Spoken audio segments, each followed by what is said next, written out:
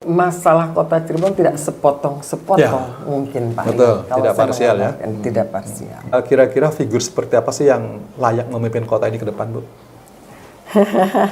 Potensial sekali ya Pak Ion. Karena saya menempatkan jagoan-jagoan saya di setiap dapil.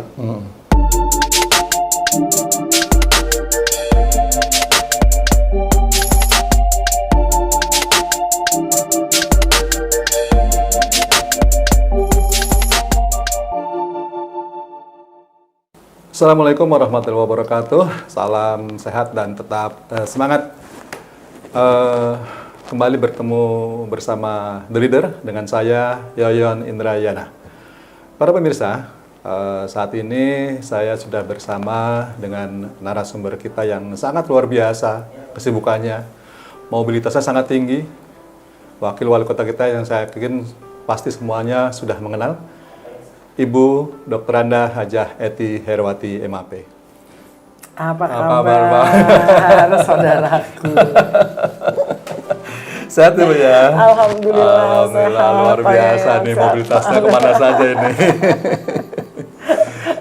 Oke, Bu Wakil, saya dengar Ibu ini kan luar biasa nih ya, mobilitasnya sangat tinggi, hampir tiap hari bergerak gitu Bu ya. Boleh cerita sedikit Bu, barangkali apa aja nih kegiatan yang saat ini sedang dihadapi?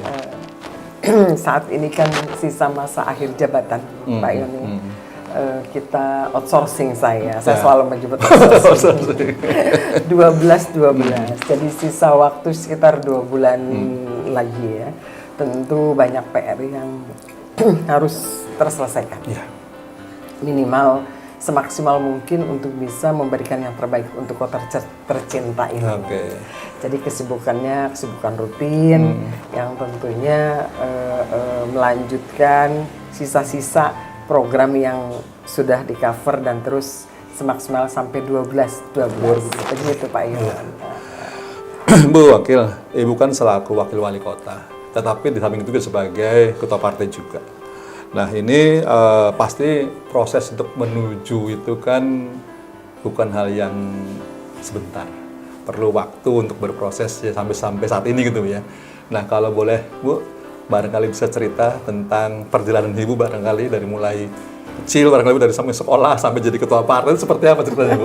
Barangkali ada pemirsa pengen tahu juga nih. Ini dia saya berada di dunia entah berantah ini. Kecelakaan politik, kecelakaan. Tapi kecelakaan membawa nikmat. Ternyata di dunia yang satu ini banyak hal yang kita bisa persembahkan untuk bisa berbuat, untuk bisa melakukan sesuatu, tentu untuk masyarakat banyak. Saya hadir saat itu memang basically tidak dari politisi, kan gitu, dari pengusaha dan sebagainya. Ada sisi yang tentunya berbeda, tapi ada sesuatu yang sama juga Pak Ion, kan gitu.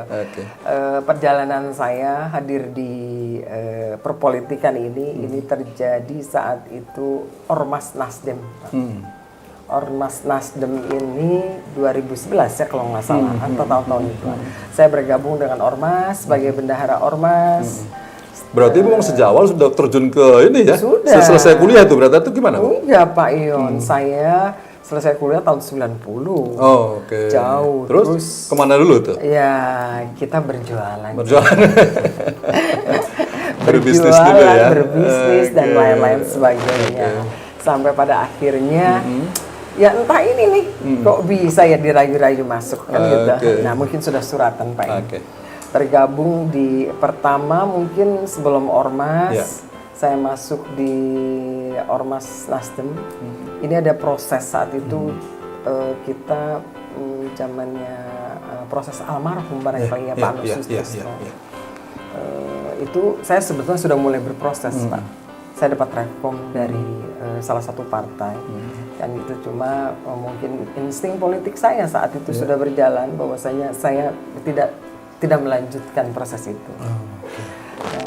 Setelah tidak melanjutkan, saya bergabung dengan Ormas Nasdem. Saya bergabung langsung masuk ke DPR, kan gitu. Jadi anggota DPR dulu Bu ya? Iya, kita belajar dulu di Gria Sawala. Nah setelah masuk, saya mungkin sebagai ketua partai pertama wanita. untuk wanita Luar biasa. Karena Nasdem yang bukan siapa-siapa. Ya. Saat itu saat itu karena pendatang baru. Pendatang baru. Di Jawa Barat Pak Yon, kita satu-satunya yang dapat unsur pimpinan. Gitu.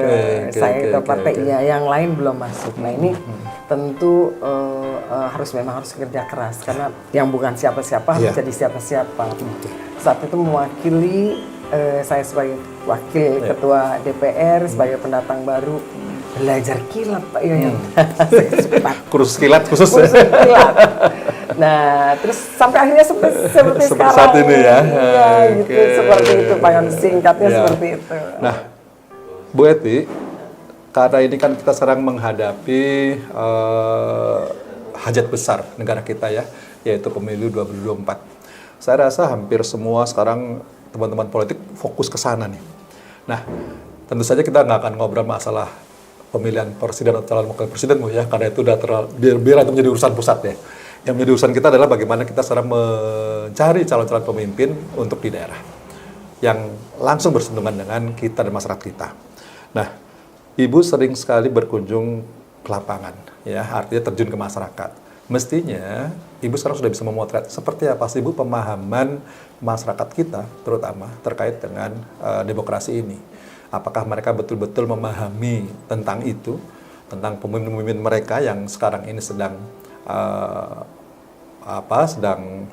sedang eksis ataupun juga nanti akan kita pilih dalam 2024 itu. Iya, saya sampaikan Pak Yon, Kota Cirebon ini sudah cukup luar biasa dinamis untuk pergerakan dan sebagainya. Terus warga masyarakatnya sendiri sudah sangat memahami Pak Yon. Berbeda dengan di tetangga sekitar ya mungkin, karena kalau saya lihat penduduk kita juga kurang lebih 350 saja dan juga kecamatan kita juga 5 kecamatan, 20 kelurahan, tidak begitu luas. Tentu pergerakan menuju 2024 pesta demokrasi untuk saat ini sudah sangat menggeliat, dan kalau saya melihat warga masyarakat sudah paham itu Pak. Sudah paham dan sudah mengerti. Jadi yang hari ini saya melihatnya adalah terbalik. Bukan teman-teman para caleg ini yang akan yang ada adalah masyarakat sendiri bisa ikut partisipasi dan lain-lain sebagainya ini Pak. Karena kita dibodohin sama Oke, jadi gini Bu, kan harapannya kita dapat memberikan pencerahan ya, apa yang kita lakukan sekarang bisa memberikan pencerahan pada masyarakat agar ketika mereka nanti memilih calon-calonnya di legislatif itu nggak salah pilih lagi gitu kan. Artinya jangan, apa istilahnya, jangan kayak membeli kucing dalam karung gitu ya. Oke, nah Bu Wakil, terkait dengan tadi ya pemahaman masyarakat tadi, sebenarnya apa sih upaya yang harus kita tingkatkan agar masyarakat bisa lebih paham lagi tentang demokrasi itu? Pertama mungkin ini bisa bicara sebagai ketua partai Pak ya. Betul. Saya mungkin di teman-teman khususnya keluarga besar Partai Nasdem selalu memberi ruang ke para kader untuk lebih bisa memahami kebutuhan warga masyarakat. Kita banyak hal di partai, mungkin di beberapa bagian, ini kan betul-betul di akar rumput menjadi sangat itu berbeda dengan kita di tataran yang pimpinan. Di bawah itu lebih sangat dinamis Pak Yon. Nah ini kita harus mengerti dan memahami kondisi di lapangan. Saya selalu menyampaikan ke teman-teman bahwasanya kita harus bisa menampung kebutuhan warga masyarakat. Karena keberadaan kita juga sebagai panjang tanganan rakyat untuk bisa menjembatani semua ini. Jadi saya menitik beratkan ke semua kader, ke semua susunan pengurus, mungkin dari jajaran, kalau di kita DPRT, terus DPC, baru DPD, kita ada di DPD. Di DPD ya, Dari DPRT, terus Korwe. Nah, masuk di sini kita tentu ini yang harus betul-betul diberikan pemahaman gitu. Tapi ya saya sangat bersyukur Pak Yon, partai kami Nasdem ini masuk di sirkulasi 5 besar ya di Kota Cirebon. Tentu dengan susunan pengurus yang ini sudah tidak diragukan lagi. Kita sudah establish ya untuk para pengurus dan sebagainya. Dan untuk target-target kita mungkin selalu memberikan waktu untuk bisa bersama-sama dengan pengurus DPRT, DPC untuk bisa berkolaborasi dan sering kita ada pertemuan dan lain sebagainya. Oke. Bu, terkait dengan kita kan mau memilih calon-calon pemimpin ya Bu ya. Artinya calon pemimpin kan harus tahu nih sebenarnya masalah kota itu apa sih? Apa yang mau mereka perbuat kan harus tahu sebelumnya. Nah, dalam pandangan Ibu, apalagi selama ini Ibu sudah menjabat wakil wali kota yang dalam 1 periode kemarin, sebenarnya masalah utama kota kita Cirebon itu apa sih Bu? Masalah utamanya itu apa? Apakah di pendidikan, atau di kemiskinan, atau di infrastruktur barangkali? Masalah kota Cirebon tidak sepotong-sepotong mungkin Pak. Betul, tidak parsial ya. Tidak parsial. Jadi masalah kota Cirebon dengan kota kecil ini tentu banyak yang harus betul-betul dilihat untuk siapapun besok ke depan sebagai kepala daerah. Harus memahami kebutuhan dari kota itu sendiri. Kebutuhannya, lihat situasi kota Cirebon juga dengan sumber daya alam seperti apa, kondisi PAD juga dari mana, tentu dari sana dulu kita melihatnya. Kalau kita sudah lihat di luar infrastruktur Pak Yon, tentang infrastruktur mungkin jalan dan lain sebagainya. Di luar itu, memang kita harus memahami di mana postur tubuh APBD kita juga harus berpihak terhadap sesuatu yang memang sesuai on the track dengan kondisi di kota gitu tuh. Contoh kalau di kota Cirebon ini kan kita PAD kita Pak Yon memahami itu dari mana sih kita dapatnya, pabrik juga nggak ada kan gitu ya. Kita dari kuliner, jasa, dan hotel, jasa lah ya. Nah tentu ini harus betul-betul infrastruktur ini bagaimana kita harus bisa berdaya. Kita berdaya mais kan gitu ya. Kota Cirebon hanya itu. Jadi kalau Pak Yon melihat kota Cirebon itu saya melihat tidak sepotong-potong Pak Yon. Saya komprehensif kita harus melihat juga infrastruktur yang kita butuhkan banyak yang intinya di ke depan siapapun pemimpinnya kota Cirebon mungkin masih banyak PR yang harus dilakukan secara infrastruktur dan komunikasi antar dinas barangkali juga penting. Di lain kebutuhan yang sudah jelas infrastruktur jalan harus perbaiki. Ada beberapa bagian yang kebiasaan banjir di mana-mana yang tentu itu menjadi titik-titik banjir masih banyak ya Bu ya. Titik-titik banjir kita tahu sendiri Pak Yon di Jalan Cipto, Pemuda kan itu masih banyak. Nah ini memang harus terselesaikan Pak Yon. Siapapun nanti ke depan menjadi PR-PR yang memang harus diselesaikan. Di luar infrastruktur itu kita melihat bagaimana kita mendorong pariwisata kita betul-betul kita dorong. Tentu keberpihakan anggaran juga kita harus perhatikan. Banyak sekali sebetulnya Pak Yon indikator-indikator untuk mencapai target-target dari pengembangan pembangunan di kota Cirebon untuk mencapai tujuan dari target visi misi dari kota Cirebon sendiri. Karena kekayaan yang kita punya seperti keraton dan sebagainya, sejarah panjang heritage. Mungkin Pak Yoyon ada mimpi besar di situ ya. Kita yang sudah di rent saat itu sama Pak Yoyon juga. Nah ini harus betul-betul diwujudkan Pak Yoyon. Karena memang itu yang membuat, yang mendorong kita menambah, saya pikir menambah. Itu bisa menambah PAD dan lain. Kalau pergerakan orang begitu, ini bisa. Oke, nah Bu, Ibu kan sekarang sudah menjelang akhir masa jabatan ya dengan Pak Aziz. Pemerintahan Aziz Eti kan sudah menjelang akhir jabatan. Nah, dalam pandangan Ibu, PR-PR besar apa sih sebenarnya yang masih harus kita kerjakan untuk tadi bisa mencapai atau meningkatkan kesejahteraan bagi masyarakat kita ini? PR-nya Pak Yoyon tadi sedikit yang saya sampaikan. PR yang tadi itu sudah PR semua tuh. Iya Pak Yon. kita mungkin di tahun-tahun yang di saya bersama Pak Ajis ini kan ada masa-masa sulit Pak Yon. Masa-masa pandemi. Pandemi juga betul. Masa-masa keterbatasan anggaran yang tentu ini bagaimana di dalam 2 tahun ini kita segera cepat untuk bisa menambal sulam ketinggalan kita di dalam 2 tahun. Kan gitu. Nah, ini perlu kerja keras Pak Yon.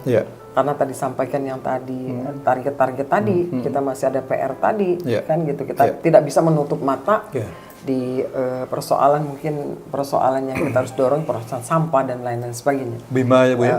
Bima ya. Bima itu menjadi salah satu daya tarik sebetulnya. Sebenarnya betul. Kalau bisa itu potensi yang cukup menarik sebenarnya. Cukup menarik. Saya melihat Bima itu kan kita bersusah payah untuk mendapatkan itu saya mendapatkan. Nah, insya Allah lah nanti ini menjadi target kita, menjadi daya tarik kita. Begitupun mungkin sampah dan lain sebagainya ini menjadi target kita juga kan gitu untuk bisa minimal kita bicara bagaimana kota Cirebon ke depan, bagaimana pariwisata tidak lepas juga kotanya harus bersih Pak Yon. Nah, tadi sekarang sebenarnya kita juga menghadapi Pilkada 2024. Artinya, kalau dalam pandangan Ibu yang saya pikir sudah cukup pengalaman, kira-kira figur seperti apa sih yang layak memimpin kota ini ke depan, Bu? Figur yang mungkin nggak mesti nyebut orang, tapi yang penting karakter saja, karakter seperti apa gitu. Figur tentunya yang ini yang Pak Yon ya, jadi pemimpin itu, dia tentu harus bisa memandang situasi kebutuhan barangkali dan juga mengerti kondisi di masyarakatnya masyarakatnya, target-targetnya yang bisa merangkul masyarakat dan juga bisa bekerja untuk bisa mewujudkan tadi poin-poin. Nah ini dan kesungguhan yang jelas. Seorang pemimpin dibutuhkan kesungguhan untuk bisa menyelesaikan visi misinya, target-targetnya, komitmennya. Komitmen ini sangat penting Pak Yon. Artinya perlu komitmen yang tinggi bagi siapapun calon pemimpin kota ini Bu ya. Nah, sekarang gini Bu, kita tahu bahwa saat ini Cisumdawu sudah operasional ya, atau juga Bandara Kertajati juga sudah operasional juga sama. Nah, menurut pandangan Ibu, kira-kira apakah kedua infrastruktur itu bisa berdampak positif bagi kita? Sangat Pak ya, sangat berdampak positif buat kita. Jadi kita tentu harus bisa memanfaatkan kemudahan infrastruktur tadi. Cisumdawu ini kita 1,5 jam, gitu kan? Bandung ya? Ke Bandung, ke Jakarta kita yang hari semula ini 4-5 jam gitu. Begitu cepat, apalagi sebentar lagi Rebana. Jadi kalau seandainya kita tidak siap, pemerintah tidak siap, ini bisa diambil tetangga sekitar, Pak Yon. Jadi saya menitik beratkan bahwa ke depan kita harus betul-betul mengevaluasi apa saja kira-kira kebutuhan-kebutuhan yang betul-betul untuk bisa mendukung pengembangan kota dan persiapan kota ini betul-betul harus kita range. Itu penting Pak Yon. Karena hari ini saja membludak sekali kunjungan ke wilayah kita Cirebon. Dengan bisa makan siang di Cirebon balik lagi ke Bandung atau sebaliknya gitu kan gitu. Ini tentu kita manfaatnya harus kita juga harus ada atraksi Pak Yon. Betul. Nah, harus ada atraksi yang kita harus sungguhkan dari pemerintah kota. Jadi saya tadi yang selalu bilang bahwa kita harus bisa postur tubuh APBD kita dilihat. PAD kita udah jelas dari mana. Nah, kemana? Nah, ini harus betul-betul dorong untuk saling bisa sinergi. Dari sini karena kita PAD kita dari sini, kebutuhan dari sini masuk ke sini. Nah, kita harus betul-betul. Jadi ke depan ya kita harus siap Pak Yon. Apapun itu tadi yang saya sampaikan, persoalan banjir, persoalan sampah dan lain-lain yang hari ini kita masih perlu bebenah banyak kan gitu.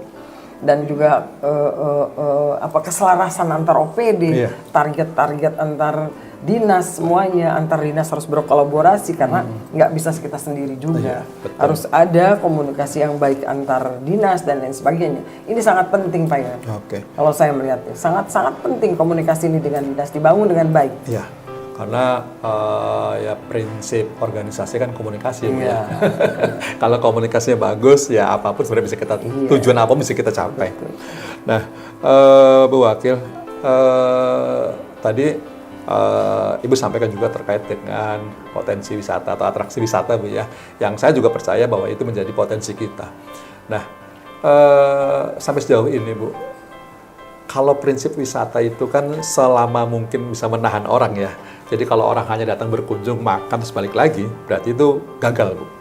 Tapi kalau mereka datang berkunjung, makan, terus nginap, gitu, makan lagi, terus baru pulang, nah itu baru keberhasilan. Nah, jenis atraksi wisata apa sih, Bu, yang kita miliki sehingga orang itu mau datang dan menginap? Satu, mungkin komunikasi kita dengan teman-teman keraton harus betul-betul, karena sebagai pemilik mereka ya. Pemilik. Oke. Itu kita harus komunikasikan bersama. Yeah. Kita tuh punya Gua Sunyaragi. Kalau itu rutinan mungkin dihidupkan kembali sebagai atraksi malam mingguan. Malam mingguan di Gua Sunyaragi dan lain sebagainya, tentu ini penting. Banyak sekali potensi yang ada di Kota Cirebon, Pak Yon, yang untuk membuat orang harus stay, menghidupkan kota tua di Cirebon, kan gitu wisatanya, dan juga infrastruktur tadi, bahwa ini kan kita memang kita harus akui, orang kalau ke Cirebon belanja batik ya Pak Yon, tapi batik itu banyaknya adanya di posisi kabupaten. Nah ini kan bagaimana ceritanya bahwa ini harus kita ke kota, ke kota. Bagaimana infrastruktur tadi itu masuknya semuanya ada di sana. Nah itu banyak sebetulnya Pak Yon yang kita harus dorong, dan di kota tua, di daerah itu, di BAT dan sekitarnya, itu nanti 2024 operasi loh Pak, dalam 1 abad perjalanan gedung BAT. Ya.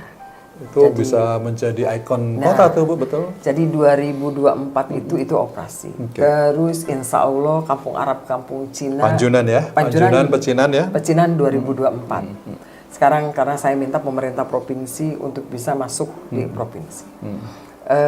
Apalagi ya 2024. Hari ini di tahun 2024 juga kelanjutan program Kotaku, Pak. Kotaku ya. Kotaku untuk ada anggaran dari PUPR sedang berjalan. Mudah-mudahan persyaratannya beres lah ya. Karena menyambung kawasan kumuh. Yang tertunda mungkin insya Allah ke depan. TPA yang ada di Argasunya. Ini untuk RDF, mudah-mudahan ada kendala bisa selesaikan dan itu bisa berjalan. Dan ke depan penataan Bima, ini tentu harus betul-betul sesuai dengan kebutuhan di Bima itu sendiri. Itu sebagai taruh kata ada fasum, ada sapras untuk olahraga, ruang terbuka hijau, dan bisa juga dibuat pendukung hotel, lainnya ya, pendukung lainnya UMKM. Seperti kita rencanakan dulu. Seperti rencanakan dulu. Ini kalau itu bergerak, itu ada salah satu untuk kehidupan warga masyarakat ini bisa bergerak. Saya melihat itu, melihat situasi yang hari ini merubah masyarakat tuh sudah berubah gaya mindsetnya ya, gaya hidupnya, habit kebiasaannya. Mungkin hari ini orang banyak juga nongkrong kafe, berbeda dengan dulu ya Pak Yon ya. Zaman sekarang tuh udah sangat-sangat benar. Tentu kita mengikuti arah sana lah Pak Yon. Ini kita harus juga dihitung teman-teman pemerintah kota dengan perubahan mindset orang. Bagaimana nih kita studinya harus kemana nih, bagaimana? Terus kita punya pelabuhan Pak Yon. Betul. Yang kemarin baru dikunjungi turis asing katanya. Pelabuhan itu kita harus optimalkan Pak Yon, kan gitu. Setuju. Terus satu lagi kita punya setelah pelabuhan yang Kejawanan, pelabuhan perikanan ya. Perikanan sudah hari ini sudah dikembangkan kembali. Ini ada pendampingan juga besok itu dari juga ADB juga. Karena saya ini sebetulnya banyak sekali potensi yang kita harus kembangkan di Kota Cirebon.